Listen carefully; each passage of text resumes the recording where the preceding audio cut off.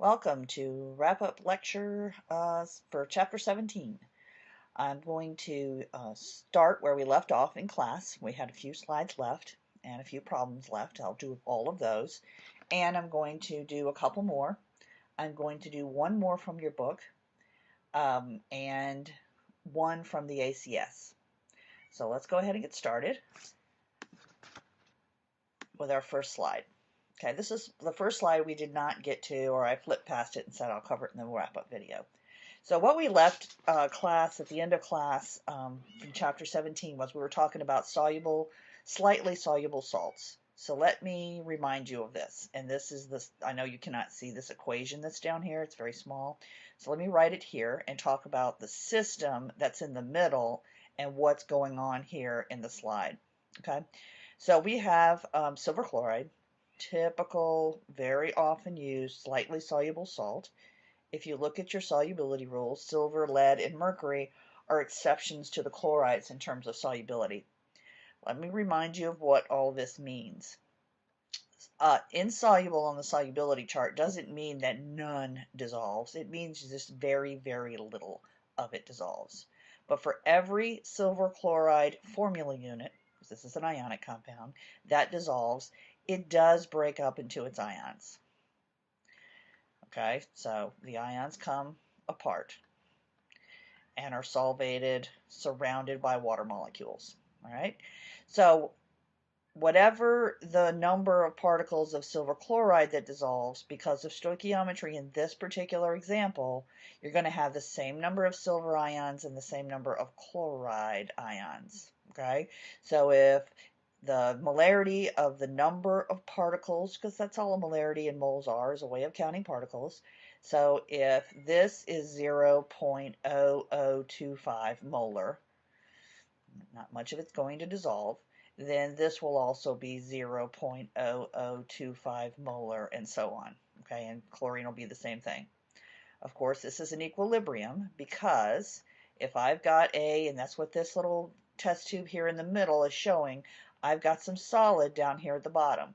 Well, at any given time, some particles, some formula units are going into solution, dissolving, and others are coming out of solution and precipitating. So you have that dynamic equilibrium that we have been talking about for 3 chapters going on in this type of equilibrium system. We call the Ks for these slightly soluble salts, we call them KSPs, because the amount that dissolves, okay, if I write the K for this equilibrium, it's going to be the concentration of the silver products over the reactant, but I'm not going to put this reactant in because it's a solid. Okay, so the K for these types of equilibria represents the solubility product, because this is the solubility 0.0025 molars, the solubility of silver, and same thing for the chloride. So it's the product, that you're multiplying them, the product of the solubilities. All right, and that solubility is related by stoichiometry. Okay, and that's really important. All right, so what this slide is saying is, if I have a system like silver chloride, and that is the middle test tube, and I add something that takes silver, in this case, it's going to take silver out of the situation. So silver, what they're showing here with this equation, I'm going to rewrite it up here at the top, is showing that silver chloride, solid, and this is the net ionic equation, like you would have done in the lab, and you add some ammonia to this system. So you're doing a Le Chatelier thing, you are stressing it by doing something to it. That ammonia complexes with the silver. Okay, and I've talked about metal complexes very briefly.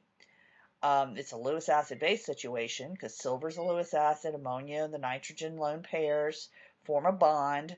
So, the metal is always in the middle, surrounded by what we call, I'm going to draw a little arrow here, we call these things that form the complexes with the metal ion ligands.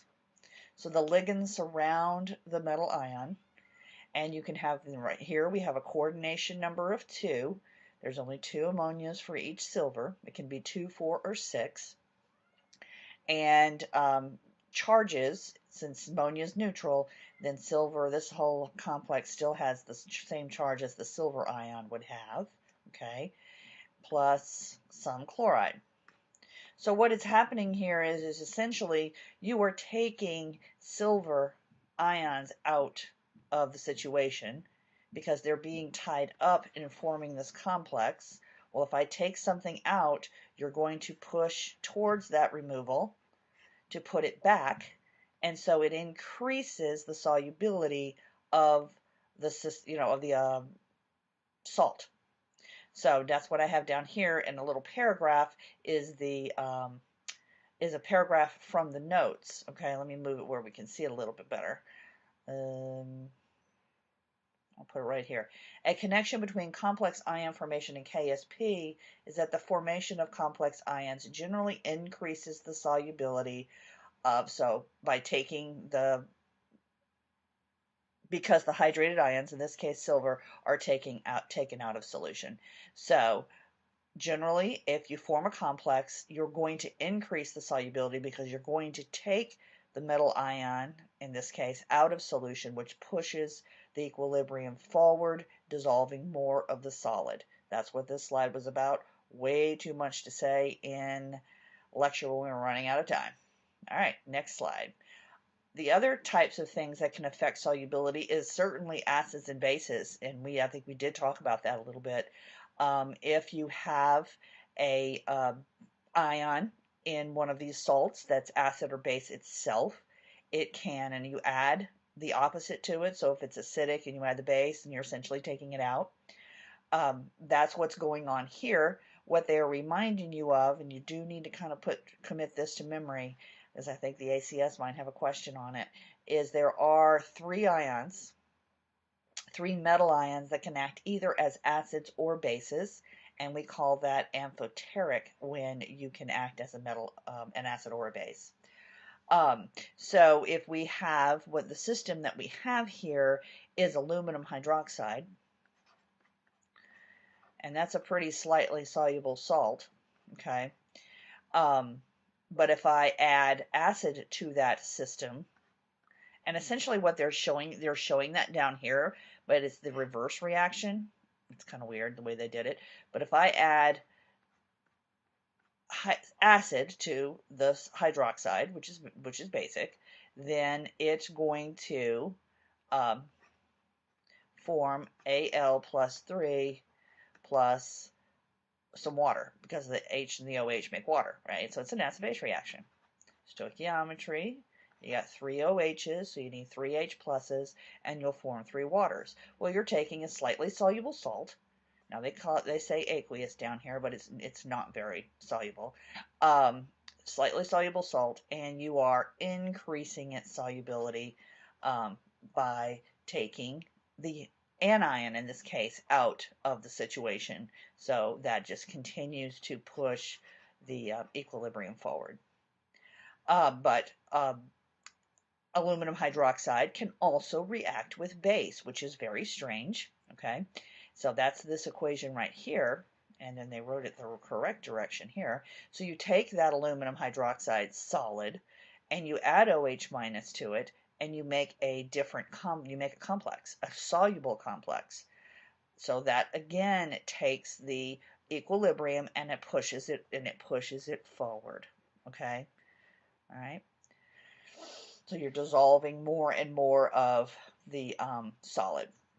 So know that these 3 metal ions can act as acids and can react with both acids and bases. All right. All right, so KSP is, and I've got a little paragraph down here from the notes, because solubility is the limit that any solid can dissolve at a given temperature, the KSP for slightly soluble solids represents the maximum or limit as well.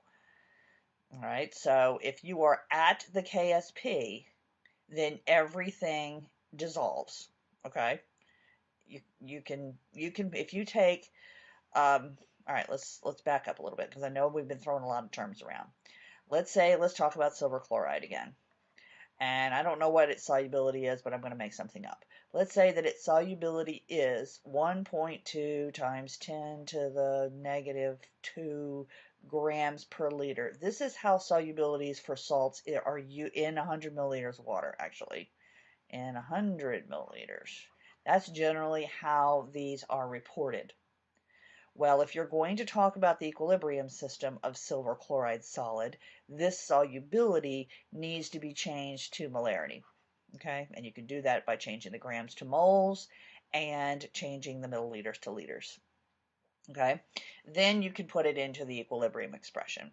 So if I take this exact amount of silver chloride and I dissolve it, and we switch it into molarity, then for the system, for this system here, and then you had a question on your last quiz about this, how much of the solid will dissolve so that all of it dissolves? Well, the KSP represents that because I can take this solubility, convert it to molarity, okay? So I'm not going to do that right now, but that molarity will all dissolve, and then the same molarity is over here and the same molarity is over here. Let's say it's 0.001. Now, if that's the case, if I take exactly the solubility and dissolve it, I won't have an equilibrium system because I won't have any solid. That question on the quiz was, how much do you need to add? And the answer, I do remember the number, was 1.63 grams. You actually have to add a little bit more than that so you have an equilibrium system. If you add exactly the amount that the solubility represents, you won't have any solid. You'll have a saturated solution with no solid at the bottom. Okay? All right, so molar concentrations above the KSP will result in precipitation, since this represents the maximum. The KSP represents the maximum. KSPs can be used to calculate whether a solid will precipitate under certain conditions when you multiply the ion concentration. So essentially you're going to do a Q and compare that to the K and determine whether precipitation occurs. So it's very, just like everything else we've done.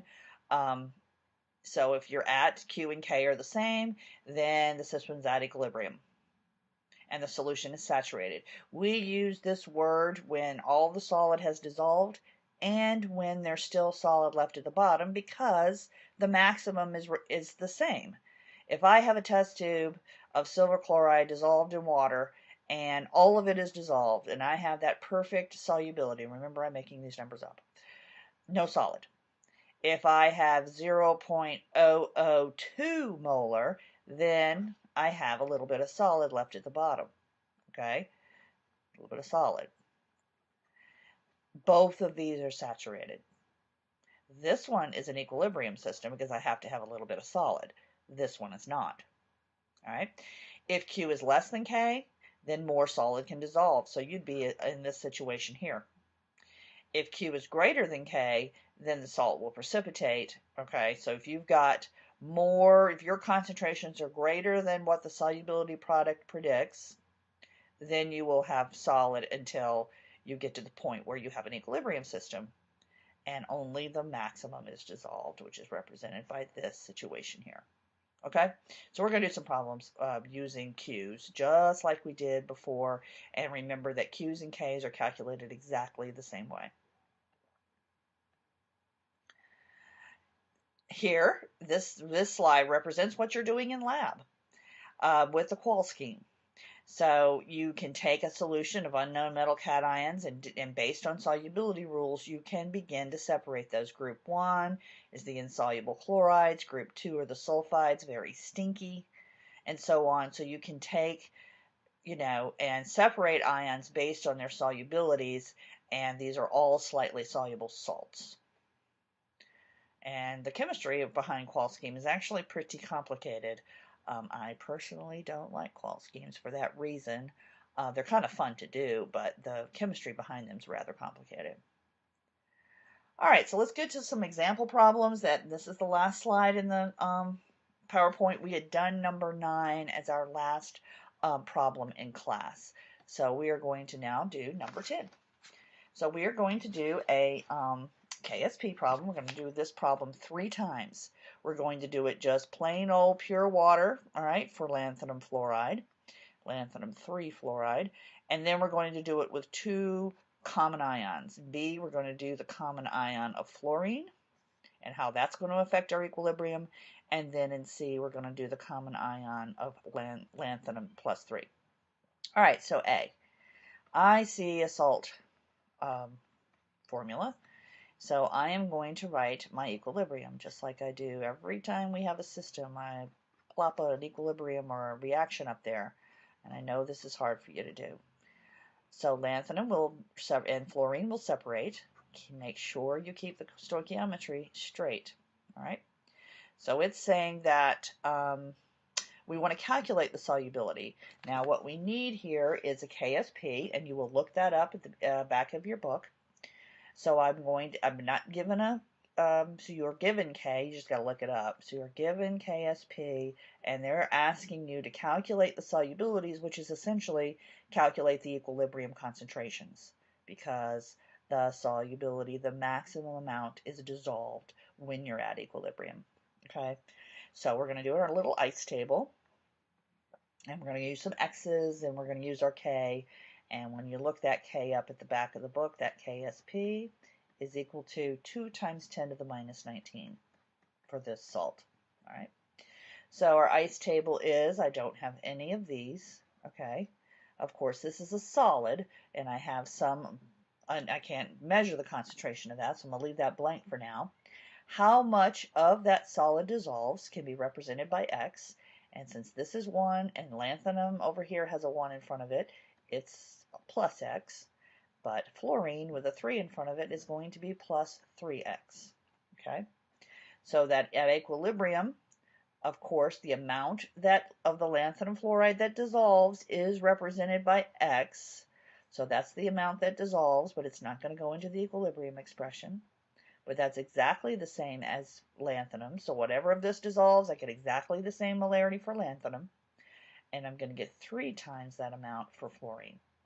So 2 times 10 to the minus 19 equals, and I'm going to write this out a little bit better than I know I skip steps sometimes. And I'm going to write this, right? And then I'm going to cube that, so that when I put this equilibrium line into the equilibrium expression, it'll be X times 3X cubed. All right? Well, when I multiply all that out, 3 cubed is 27, and then I've got 27x to the 4th equals 2 times 10 to the minus 19. Now, you're going to have to, I'm going to tell you how I solve this 4th root. Some of you may know how to do that. Some of you may not. So when I take 2 times 10 to the minus 19 and multiply by 27, so I can get x by itself, I get x to the 4th is equal to 7.41 times 10 to the minus 21. Stop the video at any point on these practice problems and try them yourselves. Try it from here and see if you get the same x as I do. All right. What I've done on my calculator in order to get the 4th root, you know how when you take the square root, it's like taking it raising it to the 1/2 power. Well, if I take the 4th root, it's like raising it to the 0.25 power, and that's what I did. I took 7.41 times 10 to the minus 21st, and I raised it to the 0.25 power to get the 4th root. So x is equal to 9.28 times 10 to the minus 6 molar. I take the 4th root. Now look what it says up here. It says calculate the solubility in grams per liter. So if I was mean, I'd have this as a choice on a multiple choice test, but that's not the answer. Okay, so since X does represent the solubility of the lanthanum fluoride, we're now just going to convert to where our grams per liter. We're almost there. This is moles per liter. So I just need to multiply times the molar mass for this salt, and that is 195.9 grams per mole. And my moles will cancel because this is really moles per liter. Okay, so I'll end up with my grams per liter, and my answer here is 1.82 times 10 to the minus 3. Now, we are going to see a change in that solubility in B and C as we add a common ion.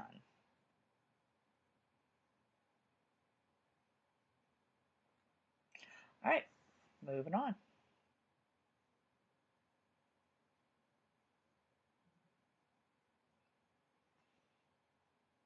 to B. I guess I need another page to do B and C. So I don't have to do erasing. All right, so now B. Same system.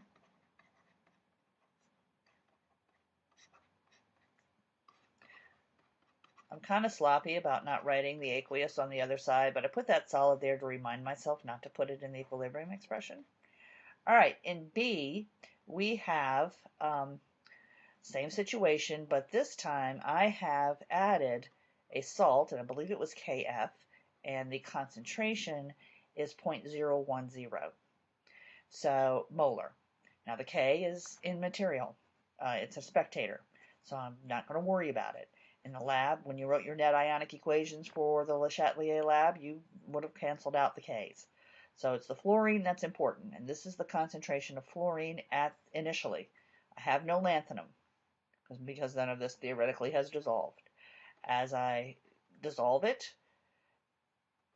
so let's talk about what you're doing. You are adding more of this, so it's going to push it this way, so my solubility at the end should decrease. And I'm adding something that's 3 times, so it's going, you'll see, it's going to decrease it quite a bit. All right, so X dissolves, but I'm putting that in parentheses because I'm not going to put it in the equilibrium. X is lanthanum. This is 0.01 plus 3x. But remember, guys, our KSP is very tiny, 2 times 10 to the minus 19. So I think that I can make the approximation here that this is essentially 0.01. When I put that equilibrium line into my expression, I have X for lanthanum, but I'm going to have 0.01 cubed. Okay. When I take 0.01 cubed and divide it by both sides, I get my X is equal to, math is a little easier here, 2.0 times 10 to the minus 13 molarity. And then to convert that to grams per liter, I'm going to multiply times the molar mass again. And my solubility, given that common ion, drops quite a bit, and it's 3.92 times 10 to the minus 11 grams per liter, as opposed to 1.82 times 10 to the minus 3 when it was in pure water. So that shows you the effect of Le Chatelier. Added a bunch more of this, pushes the solubility this way, the equilibrium this way, making it less soluble. All right. Now let's do one more new page for C. All right, so this time, and stop the video at this point. We've done the problem twice already. Give it a shot.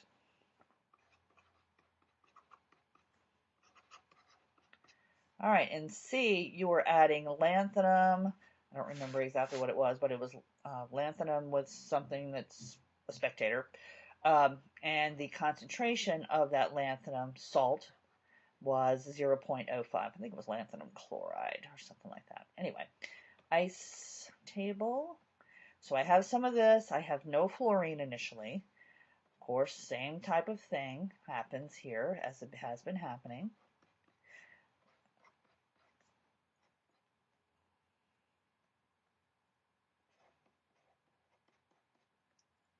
And then 3x. Now, because of the size of that K, we are going to make the approximation that this is essentially 0.05. All right, so K SP equals 2 times 10 to the minus 19. Lanthanum on the equilibrium line is 0.05. And then fluorine is going to be 3x cubed. So when I solve all of that out, I take the 0.05 times the 27, I get 1.35, and that's still equal to the KSP. So let's do that, all right? Then I take both sides and divide by the 1.35, and I got x cubed is equal to 1.48 times 10 to the minus 19, and then I take the cube root, and x is equal to, in molarity, 6.11 times 10 to the minus 7. Now, this time I added lanthanum, which has a 1 in front of it, and it drops the solubility. less though than it did when adding fluorine. Since it had a 3 in front of it, it dropped it a whole lot more. 6.11 times 10 to the minus 7 moles per liter times my molar mass to get it in the units they wanted. And my answer here is 1.2 times 10 to the minus 4 grams per liter. So smaller, but not from the pure water, but not nearly as small as it was when I added fluorine.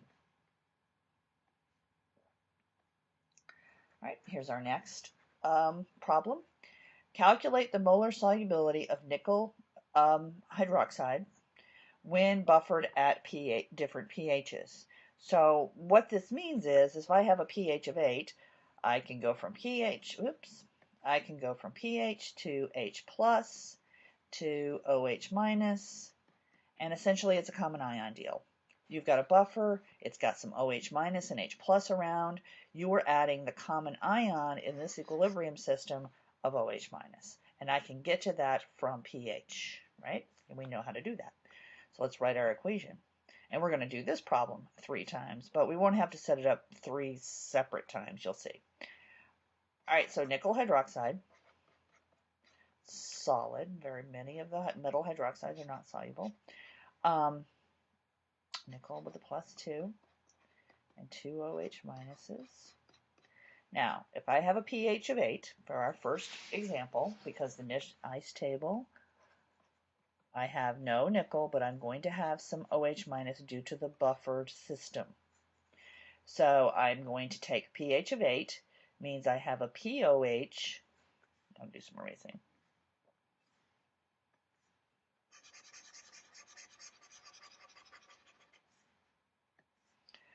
Which means I have a POH, they add up to 14, of 6, which means that my OH minus concentration is 1 times 10 to the minus 6. Okay, so do it on your calculator. 1 times 10 to the minus 6 is my initial hydroxide concentration. I am going to dissolve some. The nickel amount of nickel will be the same because of 1 to 1, but this will be 2x. And this will be x, and this will be 1 times 10 to the minus 6 plus 2x, which, given the KSP, which you've looked up in the back of your book, it is 6 times 10 to the minus 16, so very, very small. So I can make the approximation here that this is going to be that. That is equal to products, and the 1 times 10 to the minus 6 needs to be squared for the OH. Okay, when you do the math, you end up with, you square this, divide both sides by that, you end up with x equal to 6 times 10 to the minus 4. So that is the solubility of the salt at pH 8. And it just asks for the molar solubility. Okay, so we can leave it in molarity. All right. So now, to do B and C, I don't have to set it up. The only thing that's going to change is this. And then I'll plug that in here. All right. So what I will do is erase the initial concentration for B. And we'll do a new one of these. And of course, this will change. But that's the only thing that's changing is my OH minus concentration. I'll just do that because that's what's going to change. All right. So, pH of 10. pH of 10 means I have a POH of 4, which means my OH minus concentration is 1 times 10 to the minus 4. Plug that in here. Put that here. Put that here. And this is 1 times 10 to the minus 4. So the only thing that's changing is my OH minus concentration. So when I do the math, I will end up with, in B,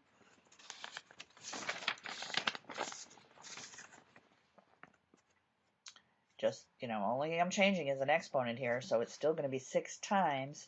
But in this case, once I do the math, it comes out to 6 times 10 to the minus 8 molarity. now going to pH of 12. Again, the only thing that's changing is this exponent.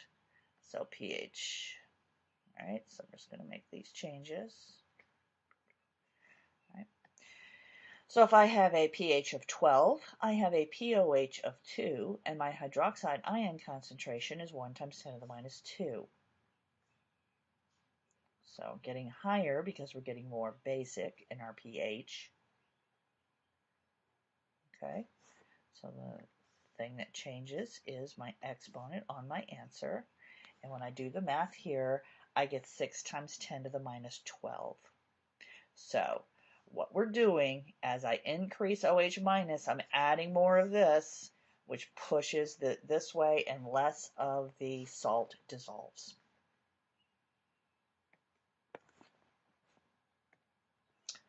All right, this is a rather difficult problem.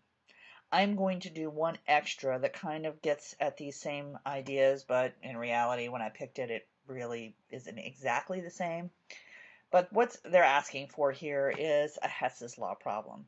So for my folks that just really want a little meat to chew on, here's one for you. This is the overall equation that we want. And like we did when we did Hess's law, and we did this in chapter 15 with equilibrium, you can take different equations and you take their equilibrium constants and you add up the equation so that the final equation is equal to this one. Okay, then you take the k's, and in Hess's law you added them up, but in equilibrium you multiply the k's to get your new k for the equation that you got when you added the equations up. And whatever you do to the equations, just like in Hess's law, except just a little bit different. For instance, if I flip the equation, this equation here, then I have to take 1 over k. If I multiply an equation by 2, then I have to square the k. All right. Okay. So we're going to do that here. We're going to take several, I think it's 3 altogether. We're going to take 3 reactions from this list up here to arrive at this equation. Now, the thing that makes this hard is that there is something that you have to find concerning this particular equilibrium. It's in a table. If you went to go look up the KSP for silver sulfide, you would find an asterisk next to the K, I believe. And that asterisk at the bottom of the table tells you that for this particular salt, it has a different equation than you would predict. So it says here, using the value of KSP and Ka1 and Ka2 for H2S and the Kf, the formation constant for this complex, you're going to use all of those to get this. Okay? Well, it turns out that the KSP expression for this is not this, what you would think. Okay? It is not exactly this. All right? It is, if you look at the table, look at the asterisk, and follow down to the bottom where it explains it and gives you the equation, the KSP for this particular salt is, now at the bottom of that table, they add water, which of course you wouldn't put into your equilibrium expression, but you kind of need it for what you're getting on the other side. Yes, you get silver ion, but instead of just sulfide, sulfide is a base, and it reacts with the water to produce HS minus, takes a hydrogen from the water, and of course if you took a hydrogen from the water, then you were left with OH minus. So this is the chemistry that happens when silver sulfide is in water, because its anion has some base properties. All right, so this is the KSP equation for silver sulfide, and the KSP is equal to, I'm going to put a 1 here, and I'm going to keep track of my K's down here. So KSP is equal to, right from that table, 6 times 10 to the minus 51. Not very soluble. Now, this is the way I always teach Hess's law. I've just written this KSP equation, and if I go back to my original equation, I always teach students that take the species in this equation that you want to arrive at one at a time. Silver sulfide. I need one of them, and I need it to be on the left. Got it. All right, so that one is done. So I'm going to put a line under them when we're finished getting them. Okay. Don't have any chlorine yet. Don't have any H pluses yet. Don't have this, and don't have any H2S. Okay, so I only got one species. And then I've got some stuff I got to get rid of.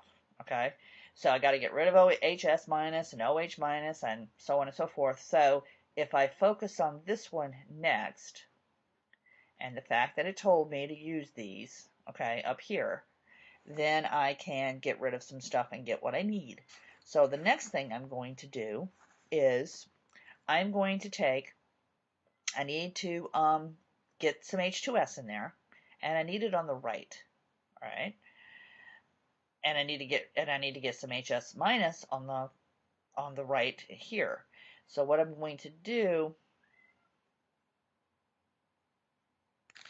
is I'm going to write it normal, and then I'm going to flip it, so I'll have to erase. So H2S, I need that in there.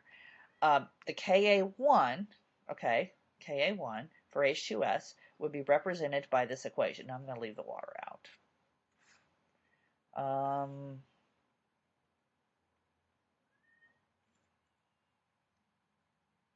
No, I'm going to put the water in because I don't want it in my final equation. So never mind. All right, so here's my Ka1 equation.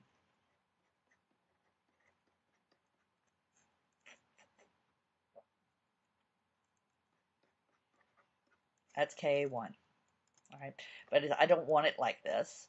I want the H2S in my final equation. I want it on the right, and I need to get rid of HS from this equation. So I'm going to flip this one. So I'm going to erase it and flip it. So let's do that now.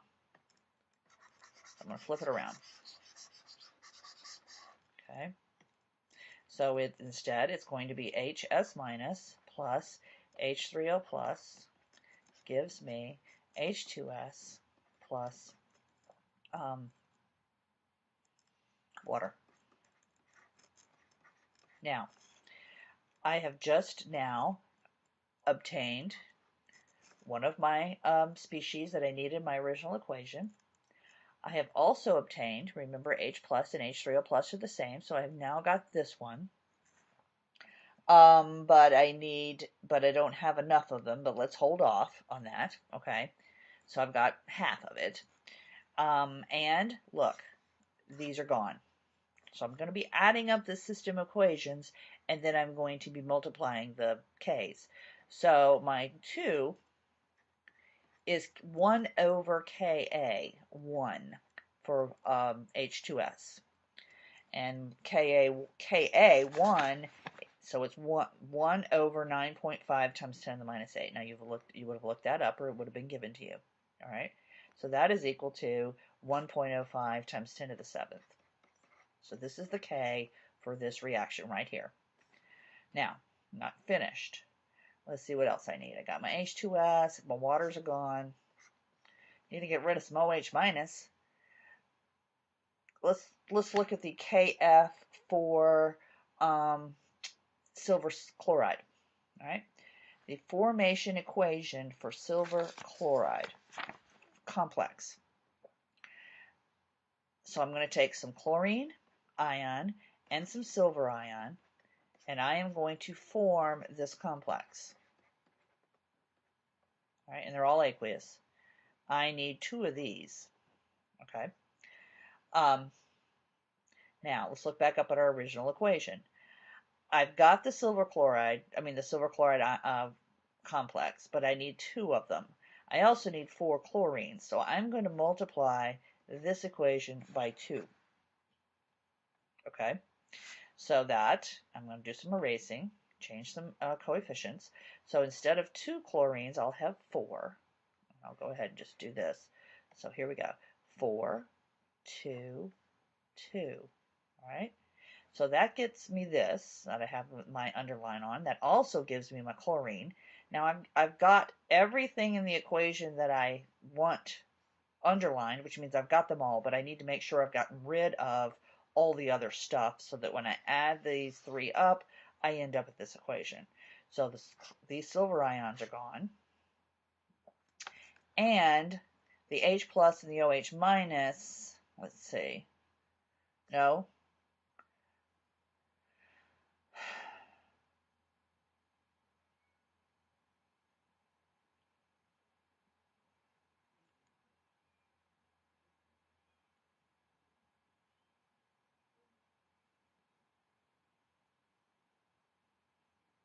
This is how you're going to do it. In order to get rid of OH minus, you are going to add H plus to both sides of this equation. This becomes water. And then I end up with my two H pluses, okay? But I had an extra water essentially right here. So then that water cancels out with this water because this is like H plus and water. So I'd already canceled out water, but now I made water, and I can get rid of that. I get my two H pluses and my two, and there they are that I need for my original equation. Okay, so when I bring all this down, I have 2H plus your Ag2S, and then I need to also talk about 3.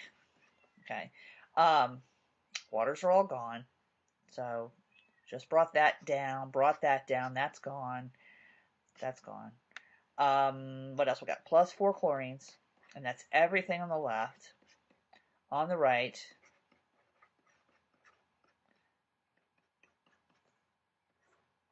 and there you are. There's our original equation.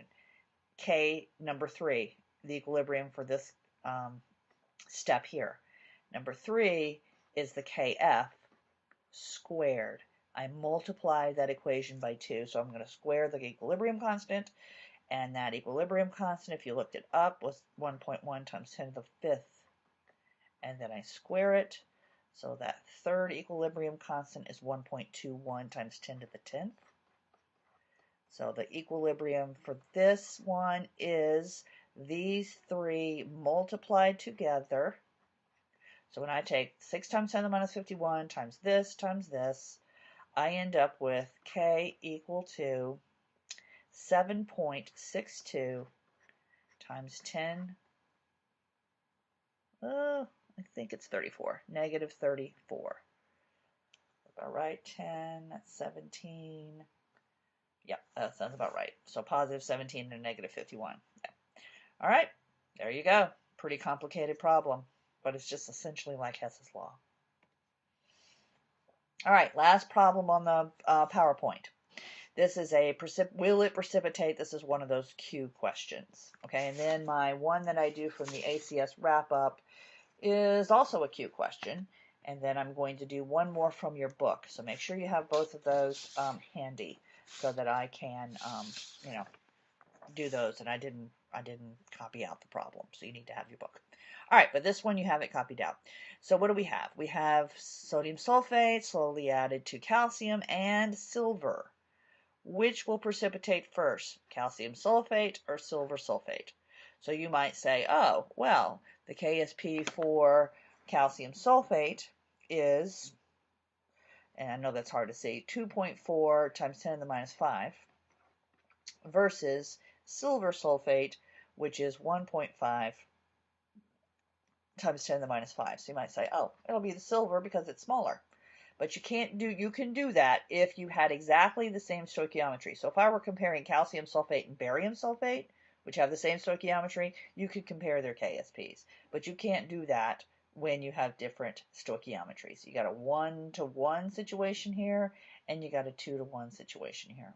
So what we have to do is we have to essentially do 2 quick little KSP problems and compare the solubility that we get for sulfate, all right, and then we'll know. All right, so calcium sulfate, so I'm going to write my equilibria and put in the information that we have, okay? So There's that. And then we're going to do it side by side with silver.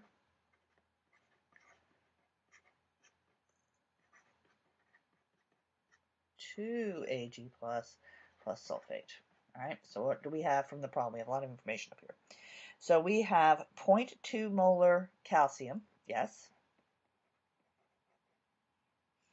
And the question here is, how much sulfate do we need? All right, well, there's 0 to begin with.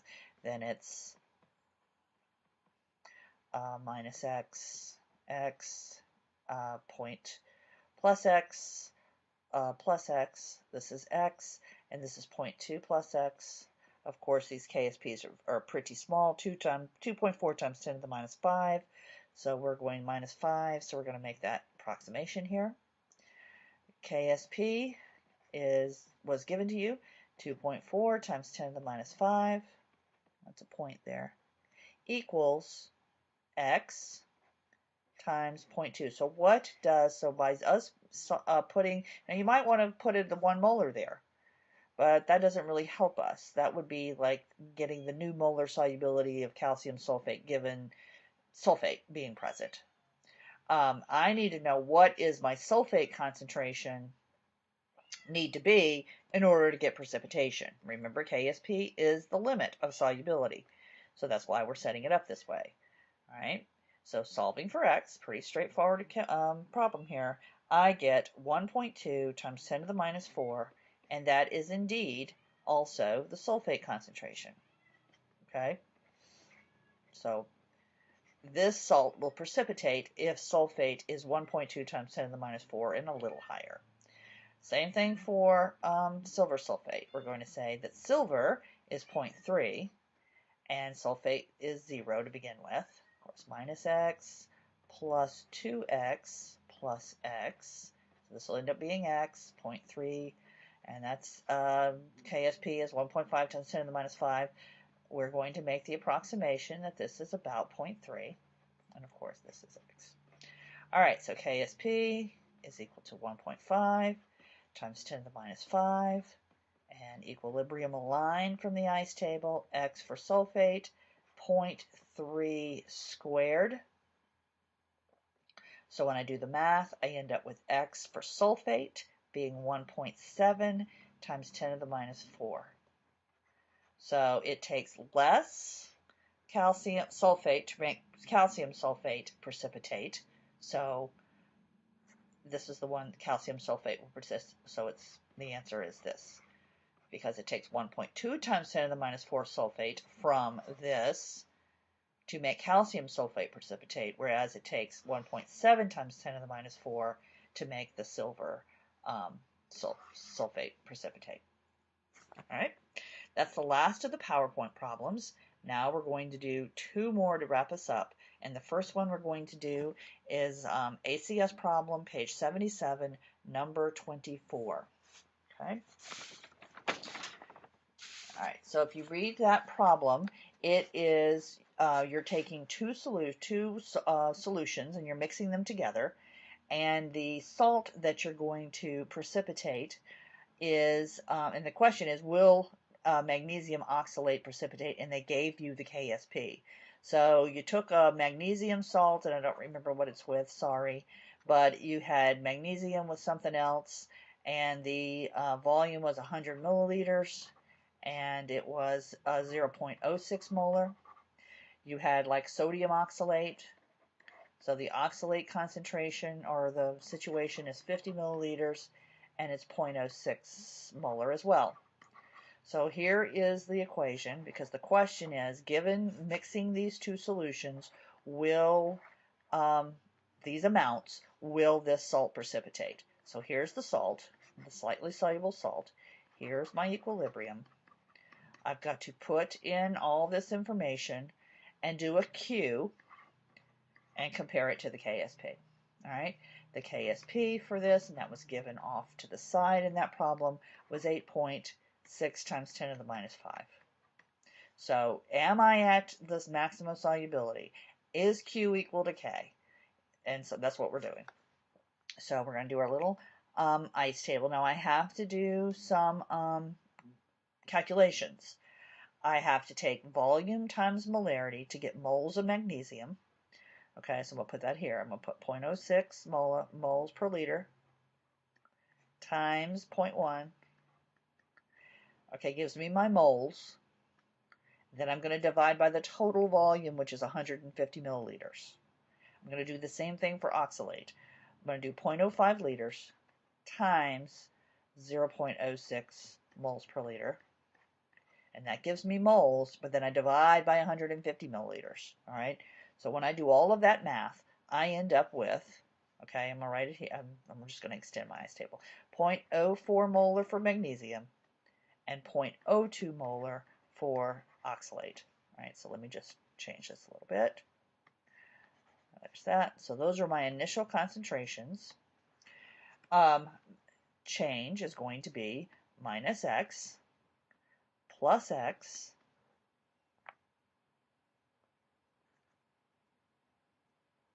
plus x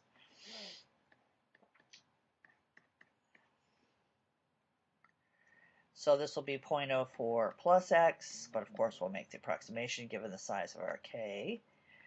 And this will be 0.02 plus x, so we'll make the approximation of, well, yeah, 0.02.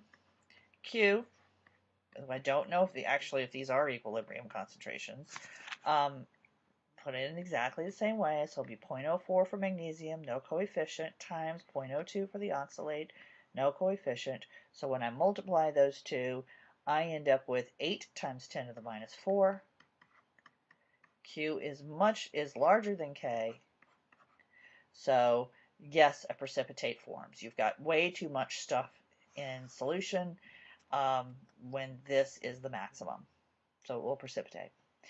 Now, the other question is, which part of the multiple choice was, which ion will be in excess? So a precipitate does form. Which of these is going to be left over? Well, it's 1 to 1, and I had a whole lot more magnesium than I had oxalate, so I will have magnesium left over. So choice B was the correct answer. Last problem, 1764 from your book.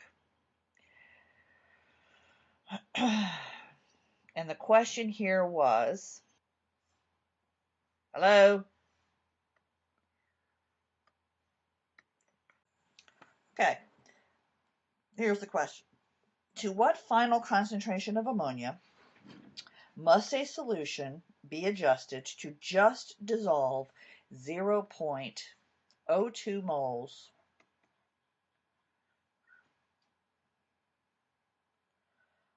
of nickel oxalate? 0.02 moles of nickel oxalate. And they give you the KSP. 4 times 10 to the minus 10.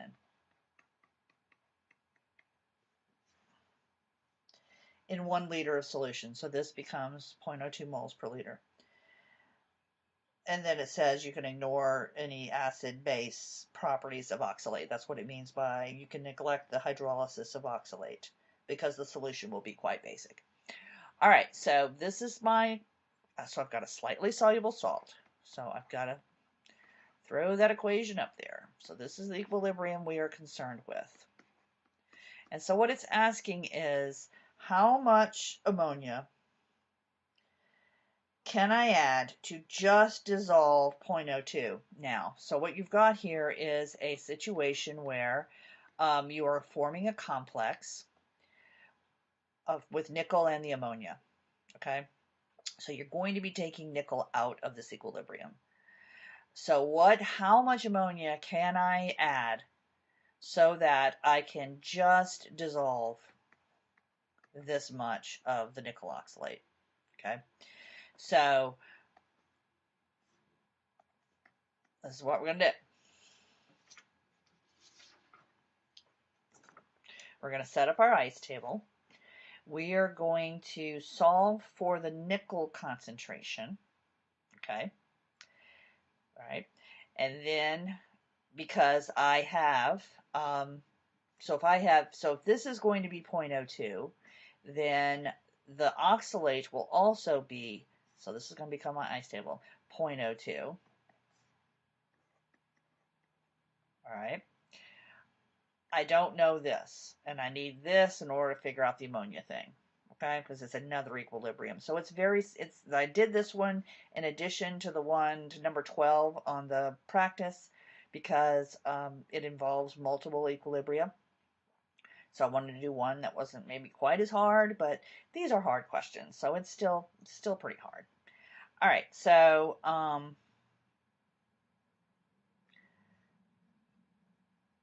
so essentially I want this to be this, all right, and this to be this. So essentially I've been given an equilibrium situation. If this is 0.02, then this is 0.02, and I need to know what nickel is going to be because I'm going to be taking nickel out. So how small, what is the nickel concentration such that that's 0.02?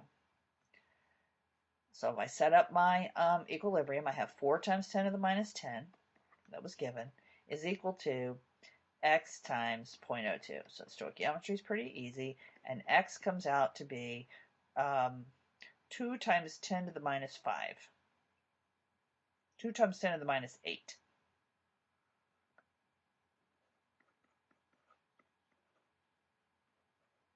All right, so if it were pure water and I wasn't dealing with this whole ammonia thing, then the solubility of these ions would be 2 times 10 to the minus 5.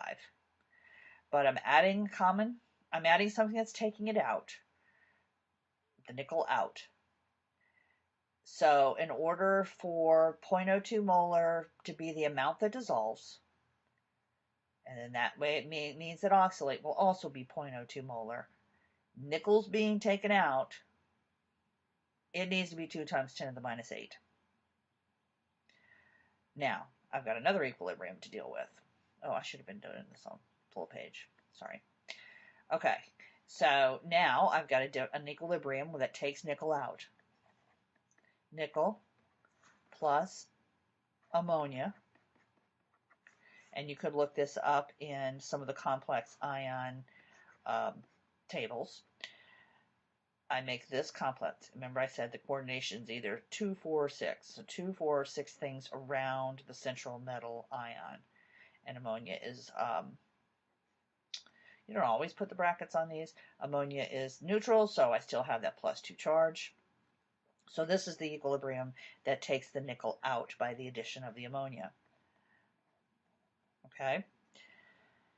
Well, in this situation, my initial nickel concentration is what I got above, 2 times 10 to the minus 8. I want to know what this is.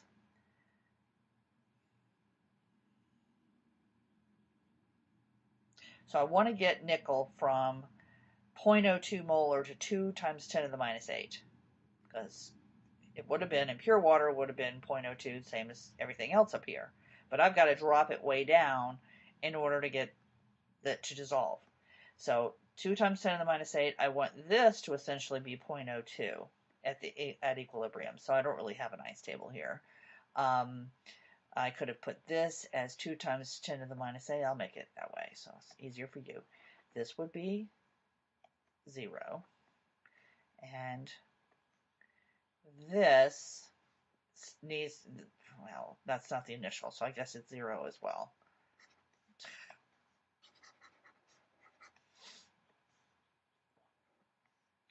And then I'm going to minus x, but 2 times 10 to the minus 8 minus x is essentially going to be this. All right, so I just made the approximation as I went. This is x.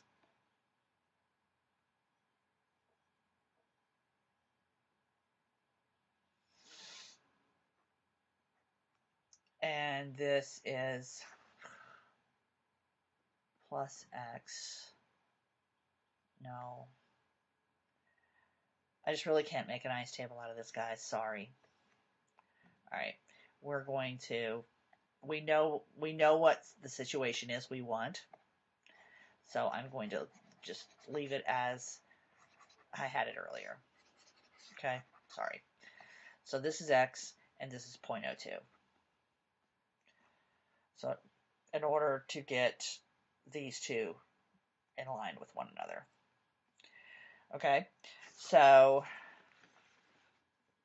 the concentration of nickel is the 2 times 10 to the minus 8 that I got from the previous one.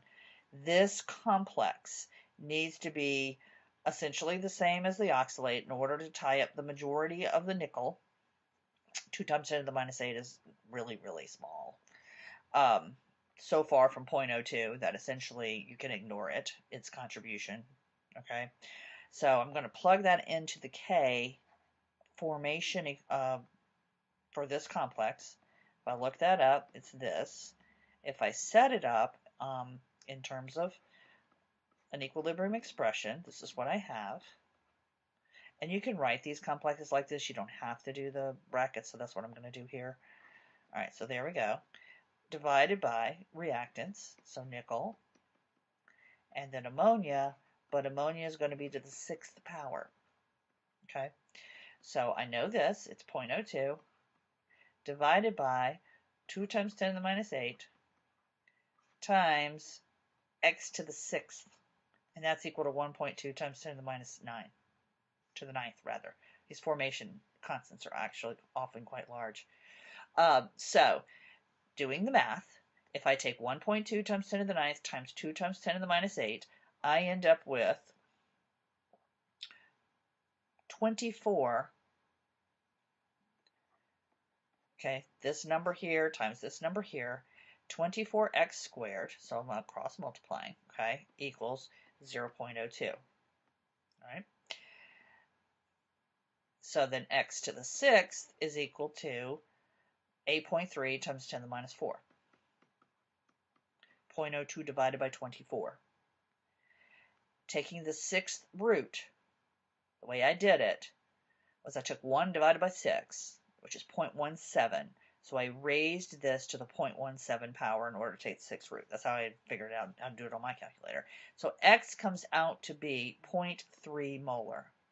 So I need ammonia to be 0.3 molar so that nickel is 2 times 10 to the minus 8, very small. So that essentially the nickel ammonia complex is 0.02. Another difficult multi-equilibrium problem. And I'll end this video by saying I would never put one of these on a quiz or test. They're very difficult problems. So for those of you who wanted a little extra, the hardest equilibrium problems you can do, here you go. And that concludes our video for Chapter 17.